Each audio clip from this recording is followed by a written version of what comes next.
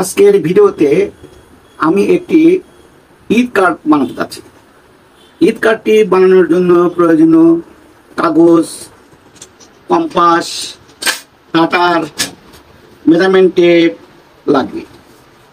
প্রথমে আমি মোটা একটি কাগজ নিয়েছি, যার দৈর্ঘ্য হলো 24 সেন্টিমিটার, প্রস্থ 18 সেন্টিমিটার, আয়তকার। তারপরে আয়তকার কাগজটিকে ঠিক মাঝ বরাবর 9 সেন্টিমিটার করে এরকমভাবে ভাঁজ করে নিতে হবে। ভাঁজ করার পরে সমপরিমাণ আরেকটি সাদা কাগজ একইভাবে একই সমান করে আরেকটা সাদা কাগজ উপরে, একটু মোটা সাইজের হবে কাগজটা, একটু বেশি মোটাও না আবার বেশি পাতলাও না, এরকম একটা কাগজ নিয়ে সমপরিমাণ কাগজের সাথে এই সমানভাবে নিতে হবে। নেবার পরে এই সাদা কাগজটির উপরে এরকম ভাবে শক আঁকে নিতে হবে।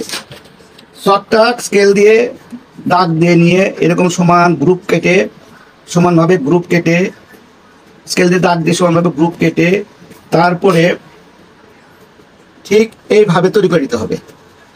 এইভাবে তৈরি করে নিতে হবে। তৈরি করার পরে এই কাগজটি এই মোটা কাগজটির উপরে এইভাবে সমান করে রেখে আয়কা আঠা দিয়ে লাগিয়ে দিতে হবে। ঠিক আছে, লাগানোর পরে এটুকু থাকে।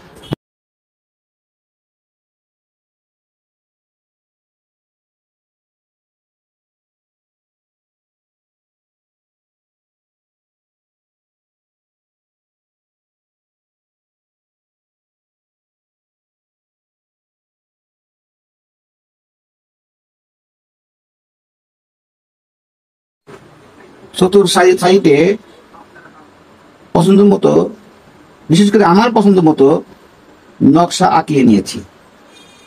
নকশা আঁকানোর পরে বাম পাশের কর্নারে ঈদ মোবারক কার্ডটি এরকম ভাবে ফ্ল্যাট করলে একদম সমান কাগজের মতো হবে।